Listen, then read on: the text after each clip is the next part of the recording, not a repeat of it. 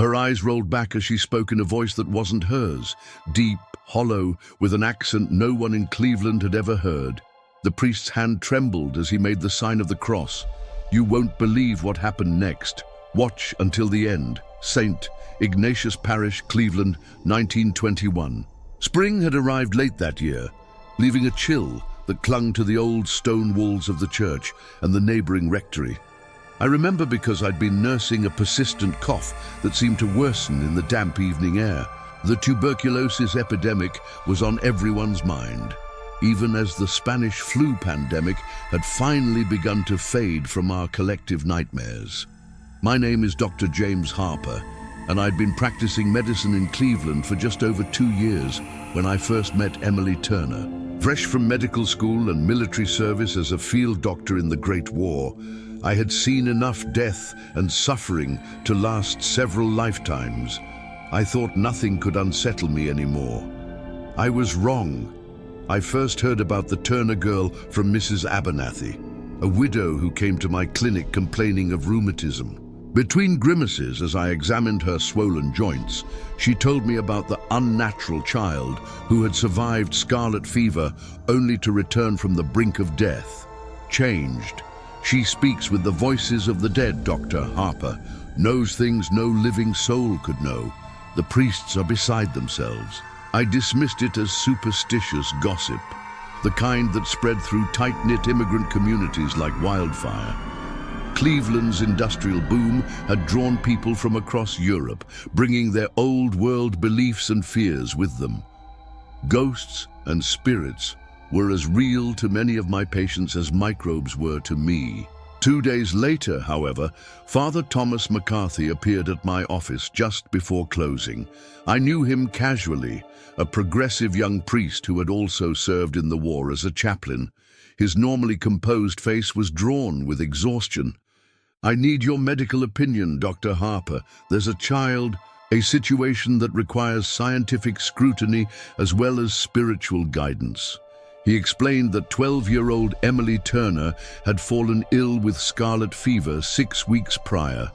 Her fever had spiked so high that the attending physician, old Dr. Wilson, had prepared her parents for the worst. But Emily didn't die.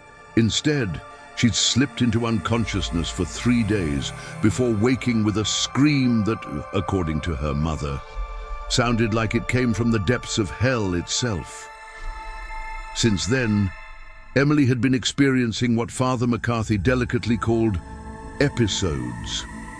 She would go rigid, her eyes would roll back, and she would speak in voices and languages that should have been impossible for a child from a simple working-class family to know. Latin, I could explain. She attends our parish school, but ancient Greek, Gaelic, Polish with a regional dialect from Krakow.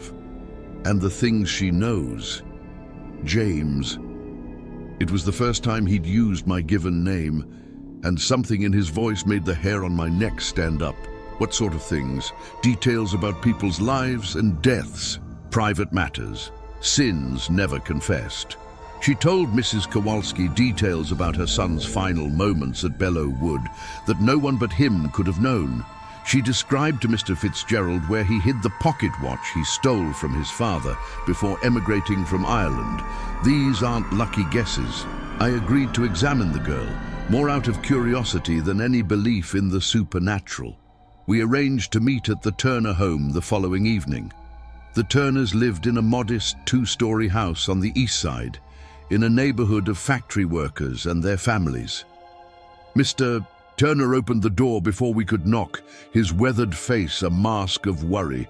Behind him stood Mrs. Turner, a thin woman who looked as though she hadn't slept in weeks, nervously drying her hands on her apron. "She's having a good day, Doctor. Normal, like before the fever, but it never lasts." The sitting room was neat but sparsely furnished. A worn Bible sat prominently on the side table, and a cross hung above the small fireplace. Emily sat in an armchair by the window, a slender girl with dark hair braided neatly down her back. She looked up from her book, Dickens, I noticed, with curious eyes that seemed too old for her young face. "You're the doctor who helped soldiers talk again when they lost their words in the war," she said matter-of-factly. I glanced at Father McCarthy, who shook his head slightly. He hadn't told her anything about my specialized work with shell-shocked soldiers who had developed speech impediments. "Yes, I am. How did you know that?" She closed her book carefully, keeping her finger to mark her place. "Lieutenant Patrick Sullivan told me. He said you tried to help him, but his brain was too scrambled from the shell that landed in his trench." A chill ran through me. Patrick Sullivan had been a patient of mine in a field hospital near Passchendaele. He had died on my operating table, his skull shattered by shrapnel. I had never mentioned him to anyone in Cleveland. "Emily, dear," Father McCarthy began gently, "do you remember what we discussed about not talking about these things?" "But he came to meet the doctor," she replied with childish logic. "He's standing right behind him now. He wants Dr. Harper to know he doesn't blame him." Despite myself, I turned to look over my shoulder. Of course, there was nothing there but the faded wallpaper of the Turners' sitting room. Mrs. Turner broke the uncomfortable silence. "It started like this, just knowing things. Then came the voices, different voices, and the languages, none of which she ever studied. My Emily only speaks English and a little Latin from school." "She's still your Emily, Mrs. Turner," Father McCarthy said softly. "Whatever is happening, she's still your daughter." I conducted a basic examination, checking Emily's vital signs, reflexes, pupillary response, and asking her simple questions to assess her mental state. She was cooperative and appeared entirely lucid. Her physical health seemed remarkably good for someone who had recently survived scarlet fever. "Have you had headaches, Emily? Dizziness? Ringing in your ears?" "Sometimes my head hurts before they come," she answered, "before the dead people start talking through me." The clinical detachment with which she described her condition was perhaps the most unsettling aspect of all. "And how does it feel when they speak through you?" She considered this thoughtfully. "Like I'm underwater, watching everything from far away. I can see and hear, but I can't move my own body or use my own voice until they're finished. Are they here now? These dead people?" Emily glanced around the room, her gaze lingering in empty corners. "A few. They're always around, but they don't always want to talk. Some just watch." Father McCarthy interjected softly. "Emily, can you tell who they are? Some tell me their names. Others just show me how they died or what they want to say. The sad ones are hardest. They cry and make my chest hurt."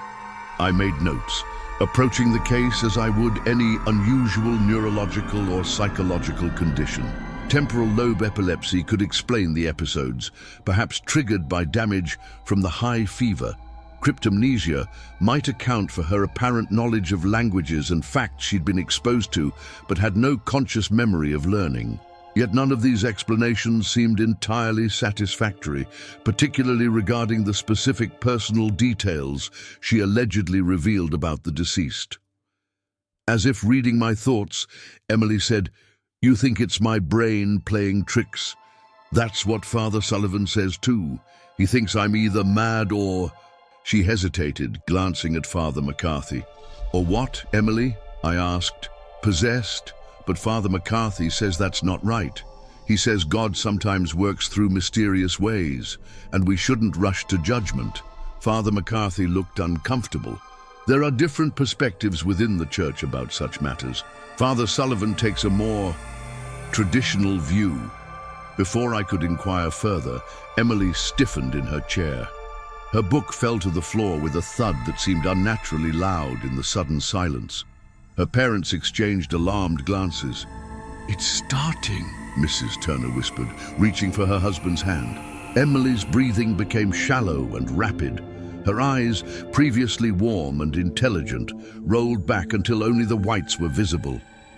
Her slender frame went rigid, fingers splayed against the armrests. Then she began to speak in a voice that made my blood run cold. A man's voice, deep and raspy with a heavy Eastern European accent. A doctor, she, or rather, the voice using her said, "Oni nie rozumieją. Musisz powiedzieć im prawdę o tym, co zakopane pod kościołem." Father McCarthy crossed himself. "It's Polish," he said quietly. "Something about the church, something buried under the church." Emily's head turned toward him with an unnatural fluidity, as though her neck had additional joints. "You know what lies beneath, priest?" The voice continued in heavily accented English. "The foundations built on innocent blood.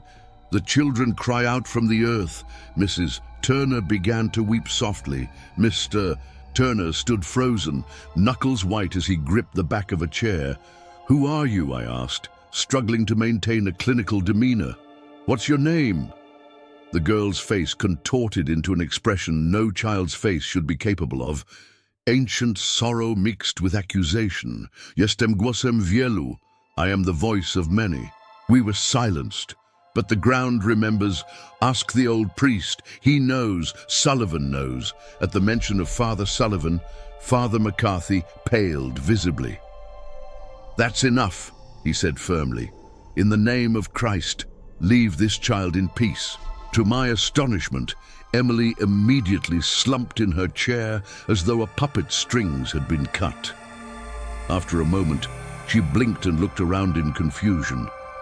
"It happened again, didn't it?" she asked softly. "What did I say this time? And you? Have you ever experienced something that science couldn't explain? Let us know in the comments. Father McCarthy and I left the Turner home in silence, both lost in our thoughts as we walked through streets illuminated only by occasional gas lamps. The spring evening had grown colder, and I pulled my coat tighter against the chill that seemed to have settled in my bones. "What do you make of it?" he finally asked as we turned onto Euclid Avenue. "Medically speaking, there are several possibilities. Dissociative states triggered by trauma, perhaps, or some form of epilepsy affecting the temporal lobe. The fever could have damaged specific areas of her brain, creating these episodes. But my scientific explanations sounded hollow even to my own ears.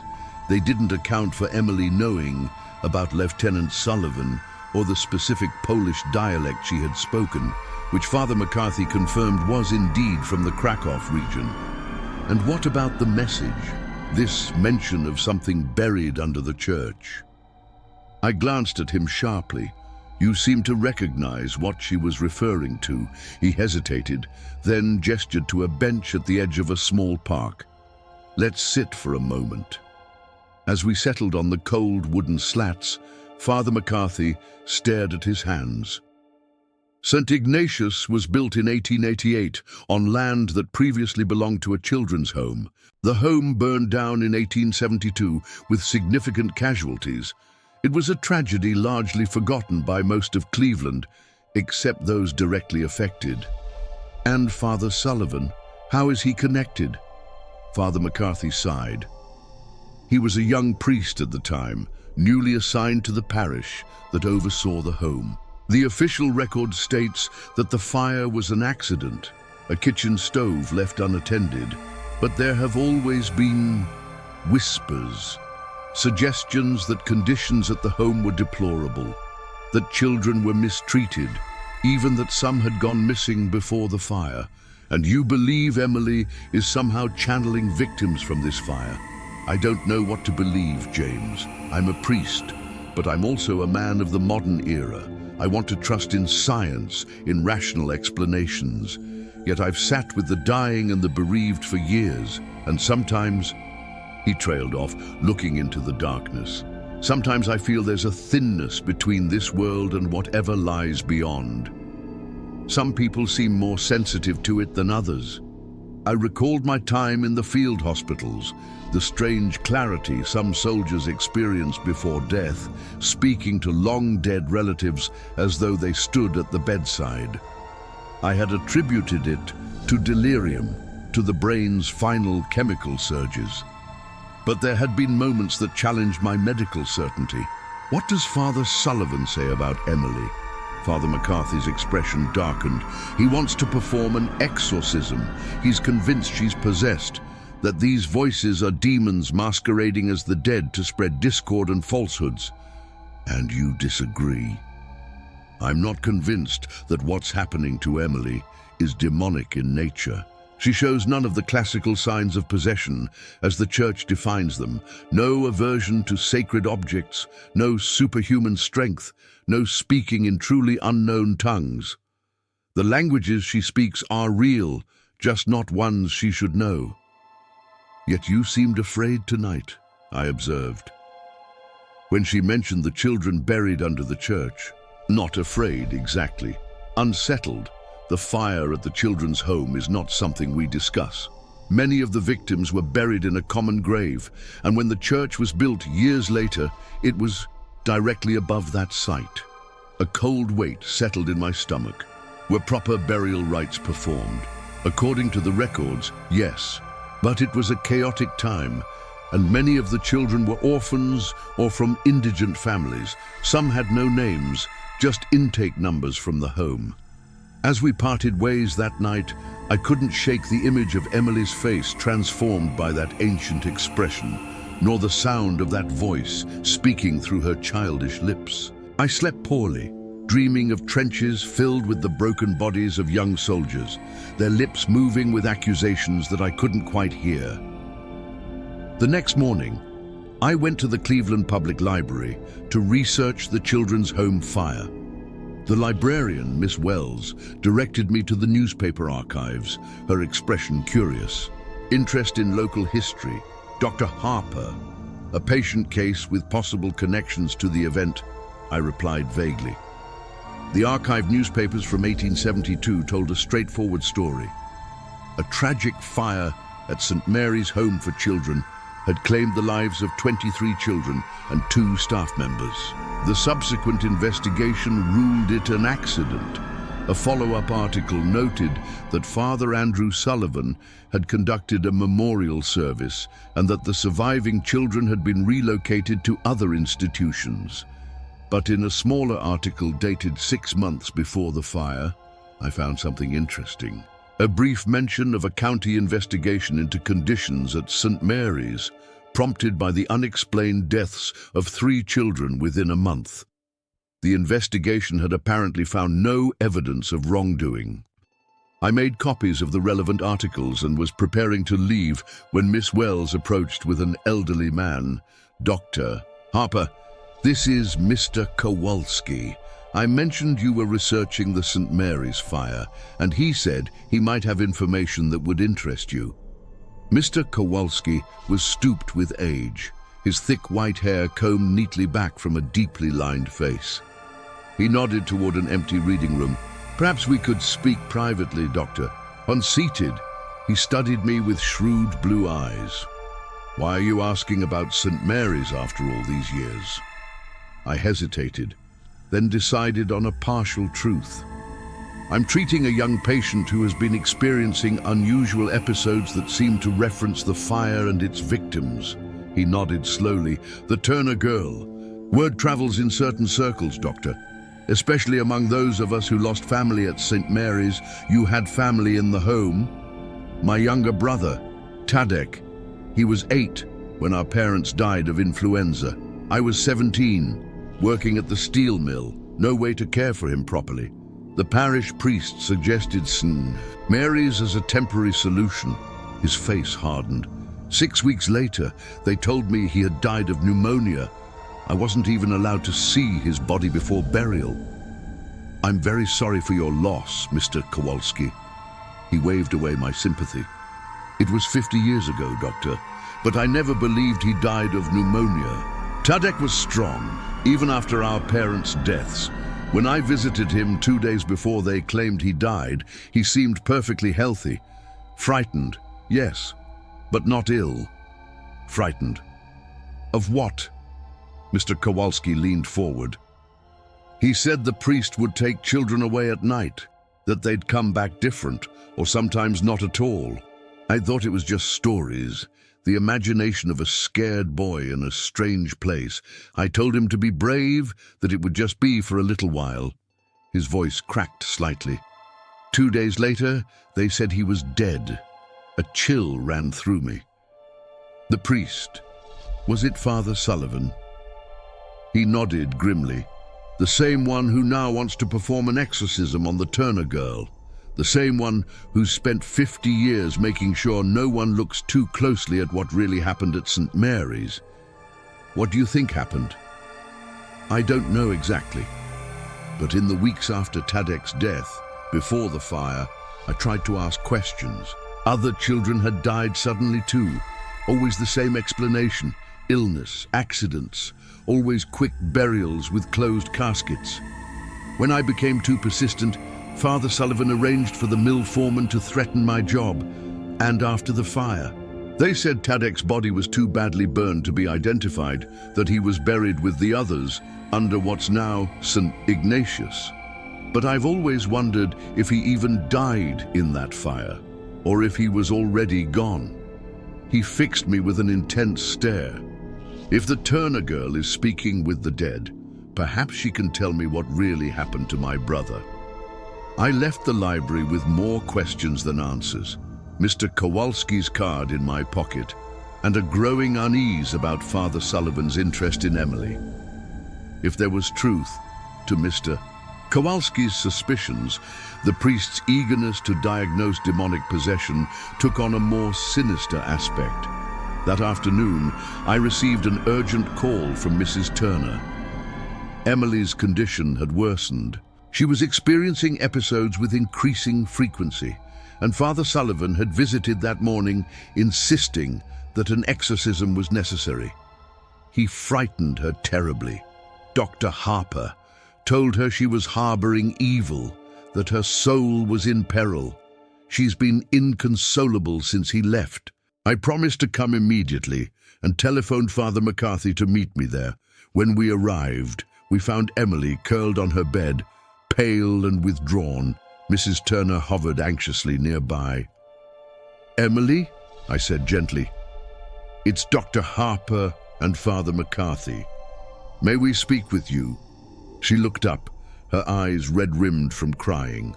"Am I evil, Dr. Harper?" "No, Emily, absolutely not." I sat carefully on the edge of her bed. "Whatever is happening to you, it doesn't make you evil. Father Sullivan said demons are using me to spread lies, that they're pretending to be dead people to trick everyone." Father McCarthy stepped forward.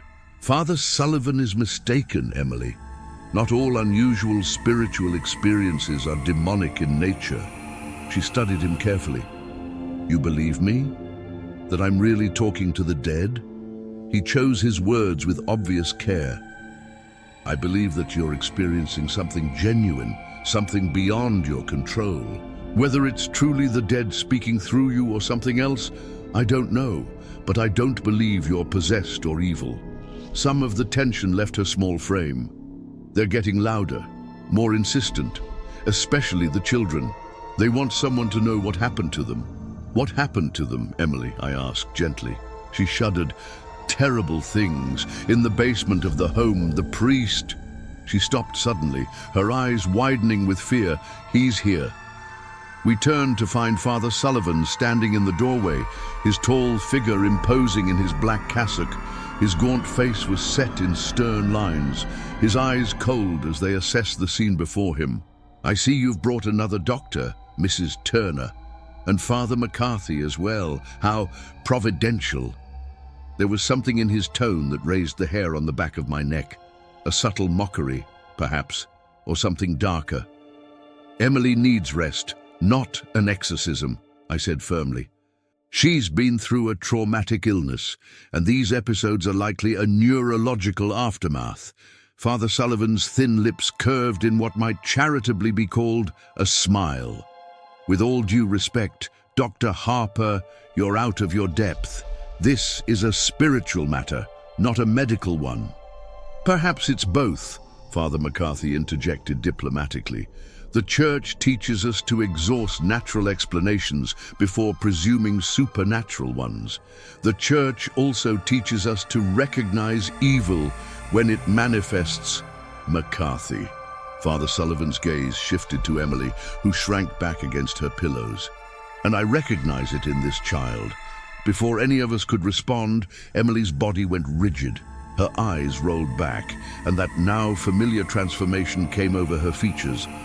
But the voice that emerged was different from before, higher, childlike, yet speaking with a clarity and precision no child would possess. You recognize evil because you've served it, Andrew Sullivan. You recognize it because you've embodied it. Father Sullivan's face drained of color. Be silent, demon, he commanded. Not demon, victim. Emily's head turned with that unnatural fluidity, her blank eyes seeming to fix on the priest despite being rolled back. September 12, 1872, the basement room with the iron rings in the wall. You remember me, don't you? The boy who wouldn't stay silent.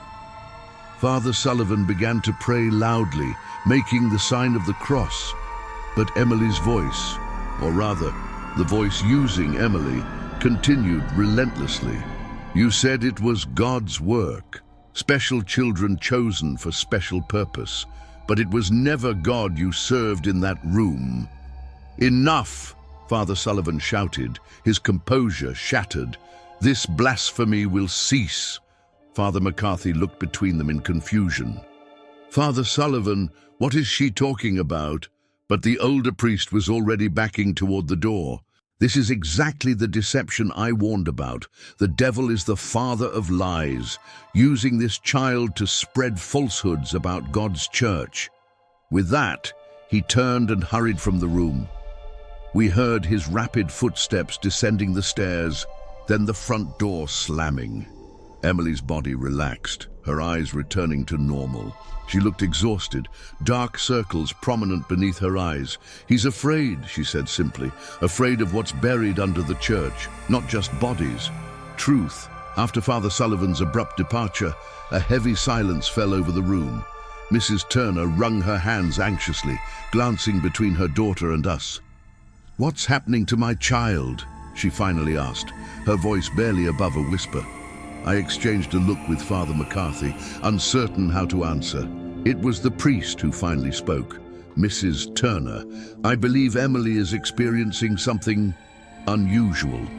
Something that may be connected to events from the past. He hesitated. Events that some would prefer to remain buried. Is she in danger? The question hung in the air. Emily answered before either of us could. They won't hurt me.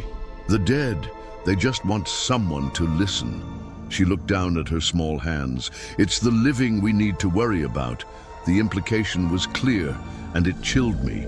Could Father Sullivan truly pose a threat to this child? The rational part of my mind resisted the idea. He was an elderly priest, respected in the community. Yet his reaction to Emily's accusations had been disturbing. Not the righteous indignation of the falsely accused, but the panic of a man confronted with buried secrets. Emily needs protection, I said decisively, not from demonic forces, but from those who might wish to silence her. Father McCarthy nodded gravely. I agree, but we must proceed carefully.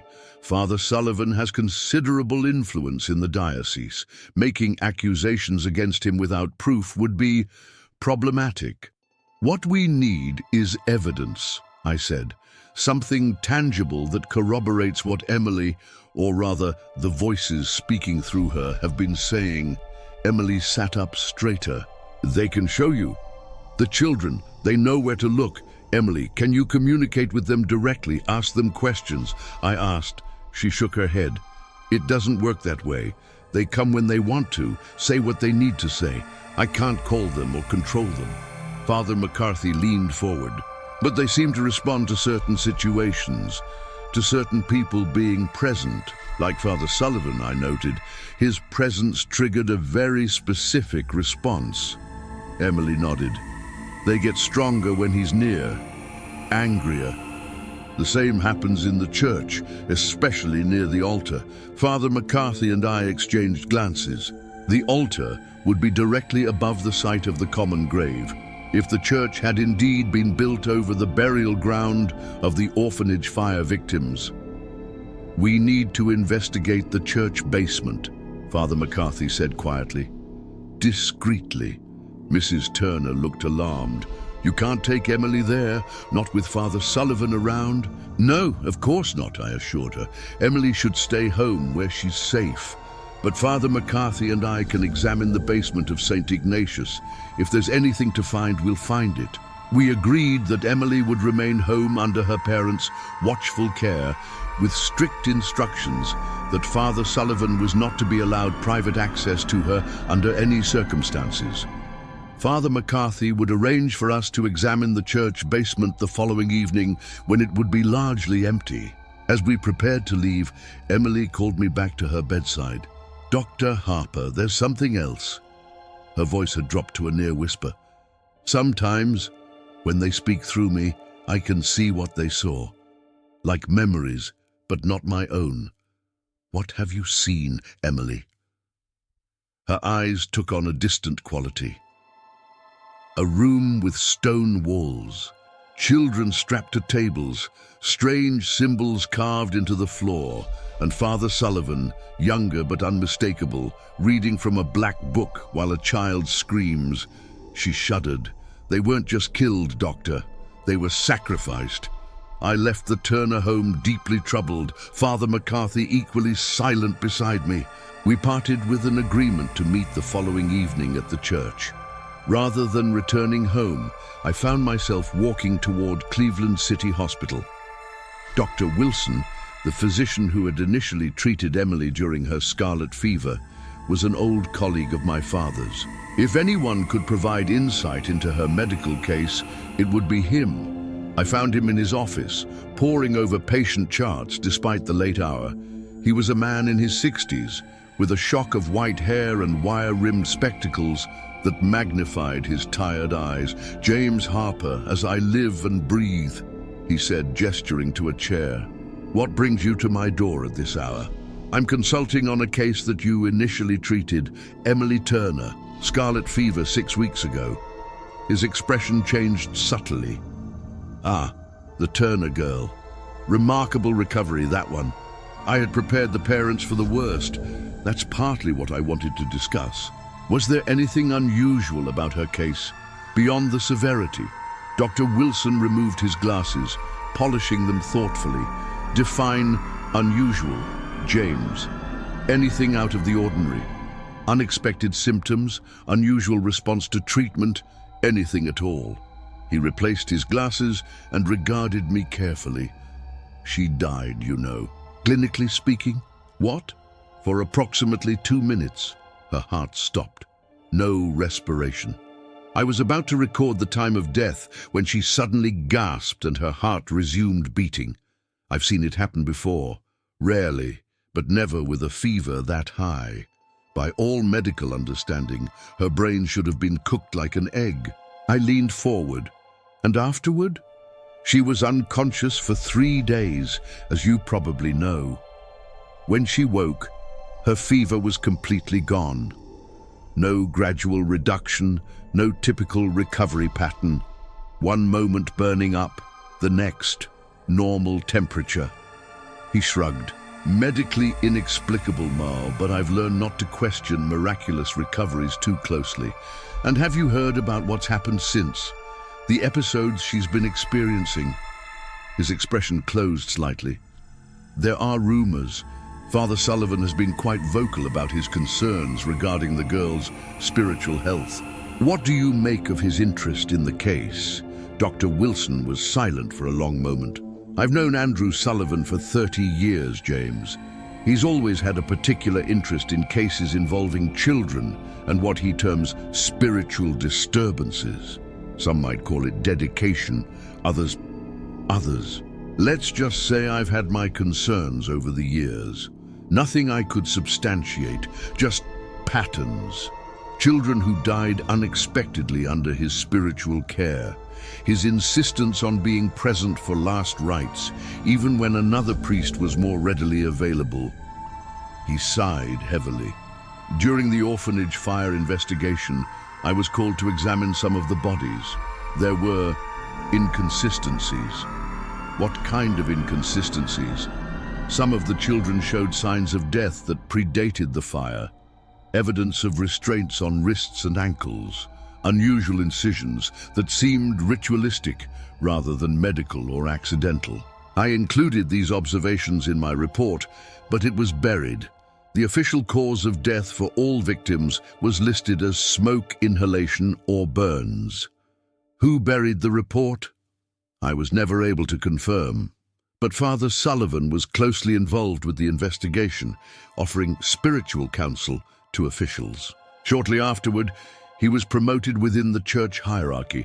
Dr. Wilson fixed me with a serious gaze. "Be careful, James. If Emily Turner is somehow exposing secrets from that time, there are powerful people who would prefer she be silenced." I left the hospital with a growing sense of dread. What had begun as a curious medical case was rapidly evolving into something far more sinister, a decades-old conspiracy involving the church, murdered children, and potentially ritualistic activities. The following day passed with excruciating slowness.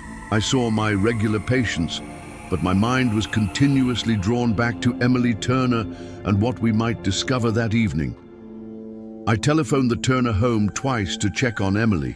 She was reportedly resting comfortably, with no further episodes since our visit. As dusk fell, I met Father McCarthy at the side entrance to St. Ignatius. The grand Gothic revival church was silent and dimly lit, most of the parishioners and staff having departed hours earlier. I told the caretaker I needed to check the heating system before tomorrow's early mass. Father McCarthy explained as he unlocked the heavy wooden door. We should have the place to ourselves.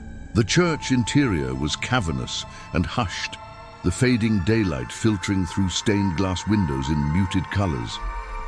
Our footsteps echoed on the marble floor as we made our way past the rows of empty pews toward the altar. "The access to the basement is through the sacristy," Father McCarthy whispered, though there was no one to hear us. The sacristy was a small room behind the altar where priests prepared for services. Unlike the grandeur of the main church, it was functional and plain, with wooden cabinets containing vestments and sacred vessels. Father McCarthy moved aside a heavy rug in the corner, revealing a trapdoor with an iron ring pull. "This leads to the old basement. It predates the church itself, part of the foundation from the orphanage that once stood here." He pulled open the door, revealing a set of stone steps descending into darkness. The air that wafted up was cold and damp, carrying a musty odor of age and neglect. Father McCarthy lit an oil lamp he had brought and handed it to me, then lit a second for himself. The flickering light cast grotesque, dancing shadows as we carefully made our way down the worn steps. The basement was larger than I had expected, extending beneath the entire footprint of the church above. Stone walls supported low, arched ceilings, and the floor was packed earth in some places, flagstones in others. Wooden support beams, blackened with age, created a forest of columns throughout the space. "Most of this area is used for storage now," Father McCarthy explained, gesturing to stacked crates and abandoned furniture gathering dust in the corners. "But the older sections, toward the back, haven't been used in decades." We made our way deeper into the basement, our lamps creating small islands of light in the oppressive darkness. The air grew colder, the sense of age more pronounced. The walls here were rougher, clearly predating the church construction. "This would have been part of the orphanage foundation," Father McCarthy said quietly. "The common grave for the fire victims should be somewhere in this vicinity, beneath what is now the main altar above." I swept my lamp across the area, seeing nothing but bare stone and earth. "What exactly are we looking for?" "I'm not sure. Evidence of..." He hesitated. "Of whatever Emily was referring to. A room with stone walls, symbols carved into the floor." We continued our exploration methodically, checking behind stacked furniture and examining the walls for any signs of hidden doorways or chambers. After nearly an hour of fruitless searching, I was beginning to think we had embarked on a fool's errand. Then Father McCarthy called out softly from a far corner, "Dr. Harper, look at this." He was kneeling beside what appeared to be an ordinary stone wall, but as I drew closer, I saw that one of the large stones was slightly discolored compared to those surrounding it. "It's not part of the original wall," he explained. "It's been added later. Look at the mortar, it's a different color and consistency." I ran my fingers along the edges of the stone. The mortar was indeed different, newer, though still decades old. "Something was sealed up here," I murmured. Father McCarthy nodded grimly. "Help me see if we can move it." Together, we pressed and prodded at the stone, searching for any mechanism that might release it. Finally, when I applied pressure to the bottom right corner, we heard a faint click. The stone shifted slightly inward. With combined effort, we managed to push the heavy stone aside, revealing a small, dark opening beyond. The air that escaped was stale and carried a faint, unpleasant odor that made my stomach turn. Father McCarthy raised his lamp, illuminating a narrow passageway that led to a small chamber beyond. Without speaking, we squeezed through the opening one at a time. The chamber was perhaps 12 feet square, with a low ceiling and walls of fitted stone. It might once have been a storage room or root cellar for the orphanage. But what it had become turned my blood to ice. In the center of the room stood a large stone table, its surface stained dark with what could only be decades-old bloodstains. Iron rings were set into the table at the corners, restraints, just as Emily had described. The floor around the table was etched with intricate symbols that I recognized from no religious tradition I knew of, complex geometric patterns interspersed with what appeared to be archaic lettering. But most disturbing of all were the small bones partially embedded in the earthen sections of the floor, too small to be adult bones. A child's finger here, part of a rib cage there, as if bodies had been buried hastily beneath the very room where they had died. Father McCarthy had gone deathly pale in the lamplight. "Dear God," he whispered, crossing himself. "What happened here?" I moved the lamp slowly around the chamber, taking in the full horror of the scene. On a small stone shelf against the far wall sat several objects: a tarnished silver chalice, a collection of knives with bone handles, and a black leather-bound book. Carefully, I picked up the book. The cover was unmarked, the leather cracked with age. When I opened it, I found pages of handwritten text in Latin, interspersed with the same strange symbols that marked the floor.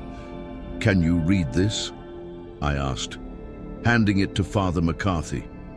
He took the book reluctantly, as if afraid it might contaminate him. His eyes scanned the first page, then widened in horror. "This is no Christian text," he said, his voice shaking slightly. "These are instructions for rituals. Dark rituals involving..." He swallowed hard. "Involving the sacrifice of innocents to summon and bind entities from beyond our world." And Father Sullivan was conducting these rituals, using orphans no one would miss. Father McCarthy nodded grimly. According to this, the rituals required children who possessed certain qualities: sensitivity to the spiritual realm, the ability to see or sense things others couldn't. Children like Emily? I realized with growing horror. Children who might have been able to speak with the dead. As the implications sank in, a sudden cold draft extinguished Father McCarthy's lamp, leaving us with only my light. Then came a sound that froze us both in place, footsteps on the stone stairs leading down to the basement. "We need to leave. Now," I whispered urgently. But before we could move toward the opening, a figure appeared, blocking our escape. Father Sullivan stood there, his tall frame silhouetted against the darkness, a pistol held steadily in his right hand. "I had hoped it wouldn't come to this," he said, his voice eerily calm. "But you've left me no choice." Father McCarthy stepped forward. "Andrew, what have you done? These were children, innocent children, necessary sacrifices." Father Sullivan's face showed no remorse, only a cold determination. You couldn't possibly understand the importance of the work I was doing here, the power I was able to harness by murdering children. I demanded, rage overcoming my fear. By using their natural gifts as conduits, he corrected, as if explaining a simple misunderstanding. Some of them could see beyond the veil naturally. Their abilities, properly channeled, opened doorways that should remain accessible. For what purpose? Father McCarthy asked. Father Sullivan's thin lips curved in a smile that never reached his eyes. Power, knowledge, communion with entities far older and greater than the sanitized deity the Church presents to the masses. He gestured around the chamber with his free hand. Here, I touched the true face of the divine. There was nothing divine about what happened here, I said through clenched teeth. The girl has reopened the doorway, Father Sullivan continued, ignoring my comment. Her near-death experience has made her a perfect vessel, more powerful than any of the others. With her, I could complete what was interrupted 50 years ago. You'll never touch Emily, I growled. No. His smile widened slightly. Who do you think suggested to her parents that she needed spiritual counseling? Who has been visiting her, preparing her, while you've been chasing ghosts and old bones? A cold dread seized me. What have you done? Nothing. Yet, Father Sullivan gestured with the pistol, but the preparations are complete. Tonight is the anniversary of the first sacrifice. The alignment is perfect. And while you've been down here discovering old secrets, I've arranged for Emily to be brought to the church for her exorcism. And you? Have you ever felt that history was hiding dark secrets beneath ordinary places? Tell us in the comments. My heart seemed to stop. How? The Turners would never... The Turners believed that Bishop Moore himself requested the ceremony be performed immediately. Father Sullivan's eyes gleamed with triumph. Amazing what can be accomplished with the right stationery and a passable forgery of a signature. They're bringing her here as we speak, believing they're following the highest ecclesiastical authority. Father McCarthy took a step toward his fellow priest. Andrew, this madness must end. Whatever power you think you found through these abominations, it's a deception. You've damned yourself for nothing. For a moment, something like doubt flickered across Father Sullivan's austere features. Then his expression hardened once more. You always were a disappointment, Thomas. So much potential, yet so unwilling to look beyond the narrow confines of dogma. He gestured with the pistol. Both of you move toward the back wall. I can't have you interfering. My mind raced desperately. We couldn't let him leave this room to reach Emily, yet with the gun trained on us, any sudden movement would likely be fatal. I needed to keep him talking while looking for an opportunity. The fire at the orphanage, I said. You started it to cover up the missing children, didn't you? A thin smile, a regrettable necessity. Questions were being asked about certain disappearances. The fire provided a convenient explanation while simultaneously creating a powerful focal point for future workings. He nodded toward the symbols etched in the floor. Death leaves an imprint, Doctor. Mass death even more so. This ground is saturated with it. And the Kowalski boy, Tadek, what happened to him? Something changed in Father Sullivan's eyes, a flicker of recognition, perhaps even pride. Ah, you've been thorough in your investigation. Tadek was special, unusually sensitive to the other side. The entities were particularly drawn to him. He spoke clinically, as if discussing a successful medical procedure rather than a child's murder.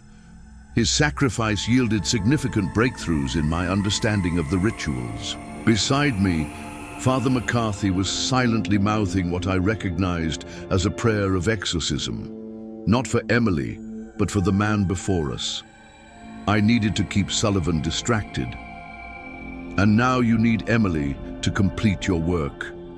The Turner girl is unique. Most children with the gift can sense the dead, perhaps even see them. But Emily, she can channel them, become a vessel for them. After her near-death experience, the barrier between her consciousness and the other side is tissue-thin. His eyes took on a fanatic gleam, with her as the conduit, properly prepared on the anniversary of the first sacrifice. I can open a permanent doorway. To what? I demanded. To power beyond your comprehension, knowledge beyond the reach of science or conventional faith. He checked his pocket watch with his free hand. But I've indulged your curiosity long enough. The hour approaches. He gestured with the pistol toward a set of rusted manacles attached to the far wall. Secure yourselves. I'll return for you after the ritual is complete. I exchanged a glance with Father McCarthy. Submission wasn't an option, not with Emily's life at stake. We would have to take our chances. As if reading my thoughts, Father McCarthy gave an almost imperceptible nod. Now, I lunged toward Sullivan, aiming to knock the gun from his hand. What happened next occurred so quickly that my mind struggled to process it. As I moved, a sudden bone-chilling cold flooded the chamber. The flame in my lamp flared unnaturally bright, then extinguished completely, plunging us into absolute darkness. And from that darkness came voices. Dozens of them, young and old, male and female, all speaking in unison. Sullivan. The name echoed from every corner of the stone room, seeming to emanate from the very walls themselves. Father Sullivan's face, briefly illuminated by a sourceless, bluish light, transformed from confidence to terror. No, he gasped. Not yet. Not without the final sacrifice. You have made sacrifices enough. The voices were deafening now, pressing against my eardrums until I feared they might rupture. The temperature continued to drop precipitously. My breath came in visible clouds, and frost began to form on the stone walls. And then I saw them, translucent figures materializing throughout the chamber, children of various ages, dressed in the simple clothing of another era. A few adults among them, all bearing the marks of their deaths, burned flesh, ligature marks, ritual cuts. Their eyes, uniformly hollow and accusing, fixed on Father Sullivan. The priest backed away, his pistol now trembling violently in his hand. Stay back, you can't touch me. The rituals bound you to this place. The girl has freed us. Father Sullivan fired wildly into the mass of spectral figures. The bullet passed harmlessly through them, embedding itself in the stone wall with a sharp crack. In the muzzle flash, I saw Father McCarthy diving for cover, and I followed suit, pressing myself against the wall near the entrance. The temperature had dropped so low that ice crystals formed in the air, swirling around the materialized spirits as they advanced on Father Sullivan. The priest continued firing until the pistol clicked empty. Then, with a wail of terror, he turned to flee through the opening. He never made it. At the threshold, a small figure appeared. A boy of perhaps 8, with dark hair and eyes that contained a universe of suffering. You promised I was special, Father, the boy said in accented English. You said God had chosen me. Father Sullivan froze, his face a mask of recognition and horror. Tadek. You said it wouldn't hurt. The boy's form flickered like a candle flame. You lied. Father Sullivan fell to his knees. Whether from terror or some unseen force, I couldn't tell. The pistol clattered to the stone floor. Please, he whimpered. All his previous arrogance evaporated. I was serving higher powers. I was chosen. We were chosen. The voices corrected in their terrible unison. Chosen to suffer. Chosen to die. Chosen to wait. The spectral figures had surrounded Sullivan now, their translucent forms creating a circle of cold light. I could see Father McCarthy across the chamber, his face a mixture of horror and wonder as he watched what was unfolding.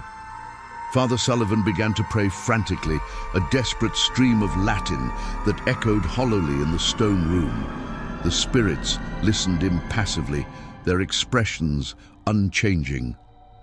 No prayer will save you, Sullivan. said a woman's voice from among the spirits, one of the staff members who had died in the fire, perhaps.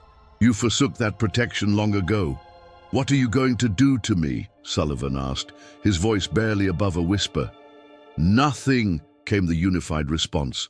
"We will do nothing to you."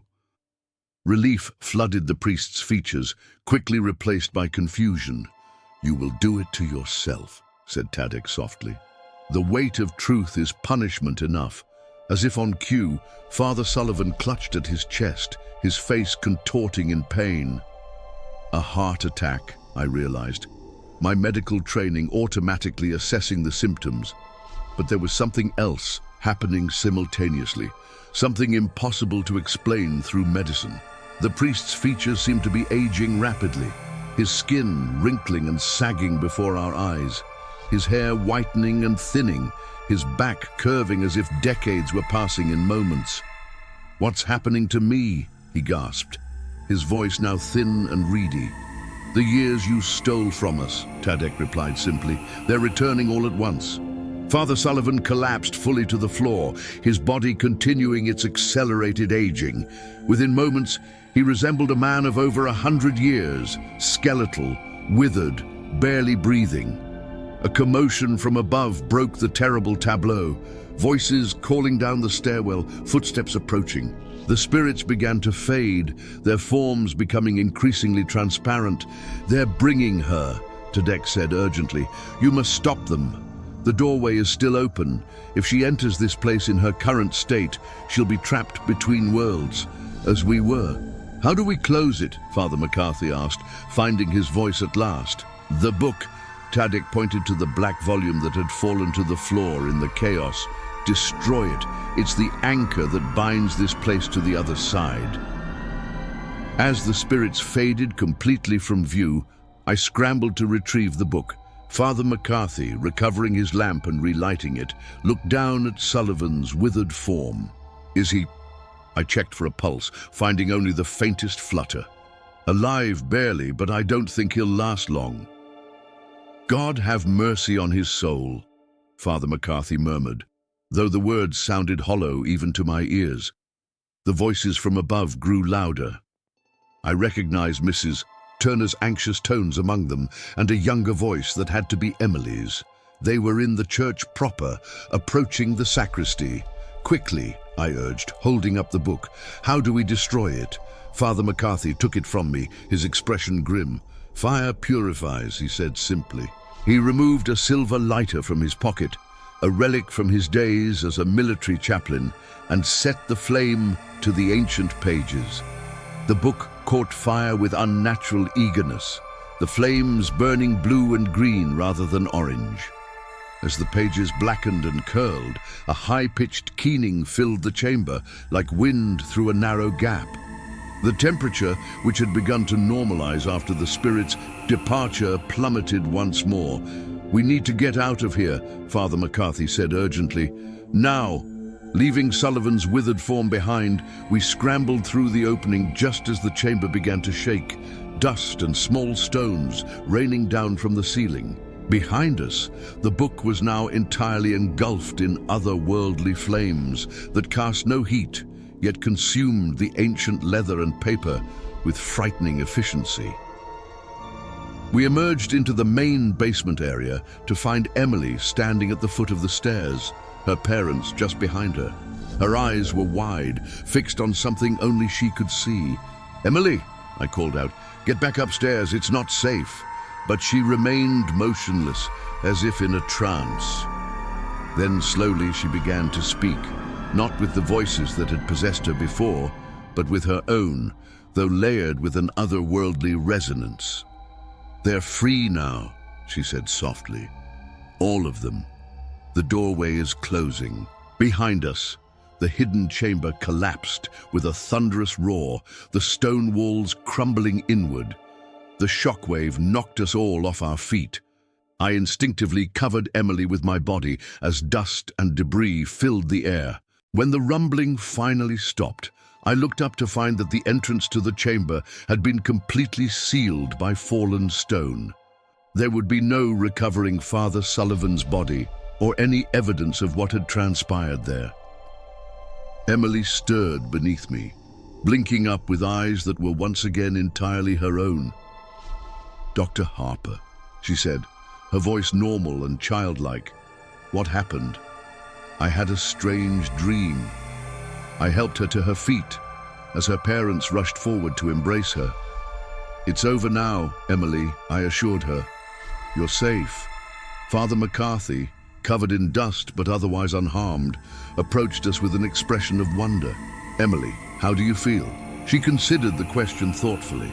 Lighter, like something heavy has been lifted away. She looked around in confusion. "Why are we in the church basement?" "We'll explain everything, Mrs. Turner said, holding her daughter close. "But let's get you home first." As they made their way up the stairs, Father McCarthy held me back with a gentle hand on my arm. "The voices," he said quietly. "Do you think they're truly gone?" I glanced back at the collapsed chamber entrance. "I believe they've found their peace. The doorway is closed. The truth is known even if it can never be proven. And Emily."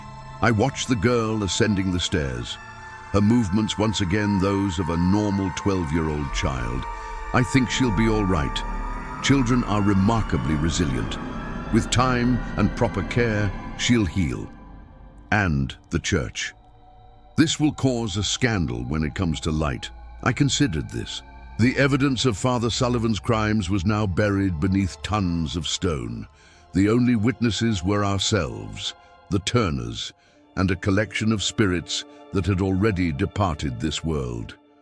"Perhaps some secrets are better left buried," I suggested, "not to protect the guilty, but to allow the innocent to move forward." Father McCarthy nodded slowly.